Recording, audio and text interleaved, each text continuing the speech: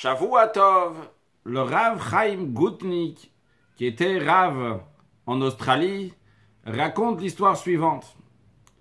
En Australie, dans la ville de Ballarat, il y avait une famille avec une fille unique. Les parents s'occupaient d'elle, tout ce qu'elle avait besoin. Et voilà qu'un jour, cette fille est partie à la bibliothèque.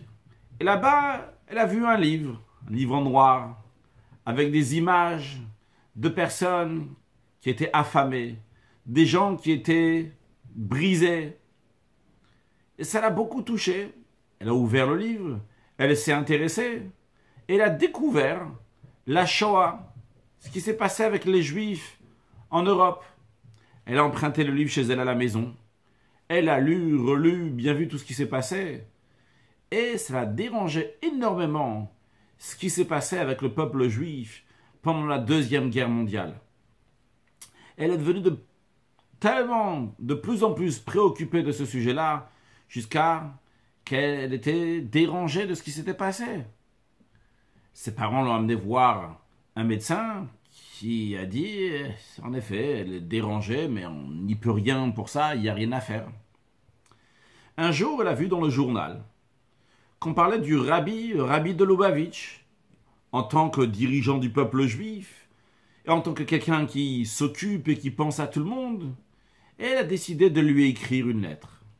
Elle a écrit une lettre au Rabbi, dans laquelle elle lui a raconté comment elle a lu ce qui s'est passé avec le peuple juif pendant la Deuxième Guerre mondiale. Et elle a souligné que bien qu'elle est catholique, pourtant elle ressent très fortement ce qui s'est passé au peuple juif, et ça la dérange beaucoup ce qui s'est passé, et comment ça l'a influencé donc sur son moral, sur sa situation. Et elle demande au Rabbi si elle peut l'aider pour réussir à s'en sortir moralement de la manière comment elle a vécu ça. Le Rabbi lui a renvoyé une lettre dans laquelle il lui a écrit « Va parler avec le Rav Gutnick ». Le Rav Gutnick était très connu en Australie. Elle est partie voir le Rav Gutnick. Au début, elle avait peur. Je toquais à la porte. Je suis une fille catholique, j'ai des questions, est-ce qu'il va m'accueillir, il ne va pas m'accueillir, mais de toute façon, elle n'a pas eu grand choix une fois qu'elle s'est trouvée devant la porte, vu que la porte s'était ouverte. Et le Rav Gutnick lui a dit, est-ce que je peux vous aider? Et il a dit, je cherche le Rav Gutnick. Le Rav Gutnick lui a dit, avec plaisir, bienvenue. Donc il a discuté avec elle, le Rav Gutnick a entendu tout ce qu'elle avait à dire, que le Rabbi lui avait dit de parler avec elle. Et là, ici, le Rav Gutnick a demandé d'où viennent tes parents, la famille, etc. Bon, le Rav Gutnick n'avait pas de solution pour cette fille, et la fille est repartie, si on peut dire, même encore plus bouleversée que la manière comment elle est rentrée chez le Rav Gutnick. Le Rav Gutnick n'a pas pu l'aider. Bon, le Rav Gutnick écrivait de temps en temps au Rabbi, et donc il avait déjà écrit quelques jours avant, et dans la lettre que le Rabbi lui a répondu donc pour les sujets lesquels il discutait, en bas de la lettre, le Rabbi lui a dit « Quelles sont les nouvelles avec la fille juive de Ballarat ?»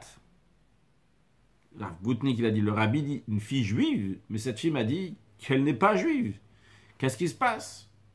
Le Rav Gutnick est parti, il est parti jusqu'à Ballarat, il est parti rencontrer les parents très très étonnés de voir un rabbin qui vient les rencontrer, eux, des catholiques.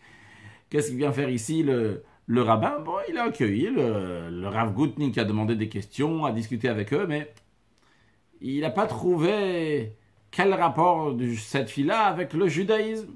Bon, les jours sont passés, ça trottait dans la tête de Rav Gutnick quand même, il faut voir, le Rabbi a dit, les filles juives de Ballarat, sûrement il y a quelque chose. Et Rav Gutnick a entendu que cette fille-là se retrouve à l'hôpital, tellement que moralement ça ne va pas. Elle se trouve à l'hôpital, et pas seulement ça, que les médecins ils disent que elle ne va pas pouvoir continuer à vivre d'une telle manière.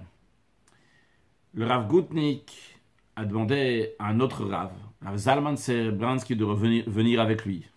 Rav Zalman Serebransky lui a dit « Qu'est-ce que tu veux prendre un vieil homme, un vieux juif, pour aller voir une jeune fille catholique? Qu'est-ce que j'ai à faire avec elle ?» Le Rav Gutnick lui a dit « Attention, le Rabbi a dit la fille juive de Ballarat. » Très bien, Rav Zalman Serebransky, il est parti avec Rav Chaim Gutnick. Rav Chaim Gutnick espérait que peut-être ils allaient réussir ensemble Quand on est ensemble, alors on trouve toujours des meilleures solutions. Donc, ils sont partis ensemble et ils sont arrivés à l'hôpital. Les parents ont accueilli les rabbins très chaleureusement, contents de les voir. Et le Rav Chaim Gutnick a dit « J'aimerais parler avec vous, essayer de trouver quelque chose pour votre fille. » Et voilà que pendant la conversation, la maman, donc la mère de cette fille, elle dit à Rav Chaim Gutnick « J'aimerais vous parler en privé. » Là, le Rav Chaim Gutnick, il raconte, il dit « J'ai su que la solution allait arriver dans quelques instants. » Elle est partie sur le côté, elle lui a dit « Écoutez, je suis juive. J'étais juive et religieuse. J'habitais en Angleterre. Je suis venu en Australie. J'ai laissé en Europe tout mon passé. Je me suis trempé, entre guillemets, ou sans guillemets, pour devenir une catholique. Je suis devenu non-juive. Je suis marié avec un non-juif, un catholique. Mais voilà, maintenant que ma fille elle est tellement malade et elle a tellement une attirance envers le peuple juif, et je sais c'est pourquoi, et je comprends. Alors je suis prêt à tout faire. Je suis prêt même qu'elle le sache, et je suis prêt même qu'elle elle se comporte comme une juive. Je ne la dérangerai pas. Mais mon mari, qu'est-ce qui va se faire avec mon mari? Mon mari n'est pas au courant de tout ça. Alors le Rav Gutnick lui a dit, écoute-moi bien, ton mari, tu laisses, je vais aller m'en occuper, tout de suite je vais discuter avec lui. Mais toi, si la santé de ta fille elle est très importante, tout de suite va dire à ta fille tout ce que tu viens de me raconter. Ce qui s'est passé, le Rav Chaim Gutnick il a parlé avec le mari, donc le papa de cette jeune fille. Et puis après avoir discuté ensemble, le Rav Chaim Gutnick avec le père de la jeune fille, ils sont rentrés dans la chambre. Et là, ils voient, à leur grande stupéfaction, qu'ils voient que la fille est en train de se lever. Elle dit, c'est bon papa, on peut repartir à la maison, tout va bien. Elle avait une attirance comme ça envers le judaïsme, elle ne comprenait pas pourquoi, une fois qu'elle a compris qu'elle était juive, et d'où venait cette attirance, et d'où venait tout le fait qu'elle a ressenti tout ce qui s'est passé avec le peuple juif, eh bien, tout allait mieux maintenant, elle était prête à repartir à la maison. Cette fille-là s'est rapprochée du judaïsme. Plus tard, elle est devenue une femme qui a enseigné à l'école Chabad en Australie, à Melbourne. Plus tard, donc, elle a eu des enfants, que même donc, sont partis à Tom Retfim, à la Yeshiva Chabad, Lubavitch, à Melbourne. Tout ça grâce au fait que le rabbi a dit qu'est-ce qui se passe avec la fille juive qui se trouve à Balat. Le rabbi a des yeux avec lesquels il peut voir des choses très très loin, même quand ça se passe en Australie, à l'autre bout du monde, et voir. Maintenant, le Rav Gutnick, lorsqu'il est reparti plus tard chez le rabbi, il a osé demander au rabbi, il dit, Rabbi, d'où vous avez su que cette fille-là, elle était juive? Alors, le rabbi lui a dit, une telle lettre, comme j'ai reçu, il n'y a qu'une fille juive qui peut écrire une telle lettre.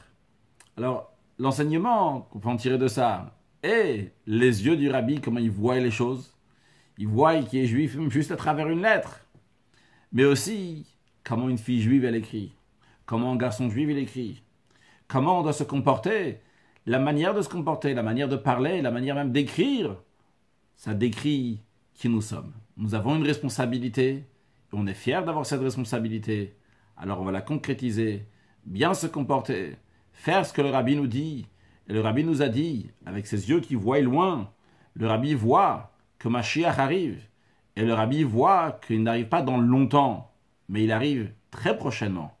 À nous de rajouter des actes de bonté, de bienfaisance, se renforcer dans tous les domaines de Torah Mitzvot dans les derniers instants de l'exil, et par cela pouvoir accueillir Mashiach très prochainement. Shavua Tov.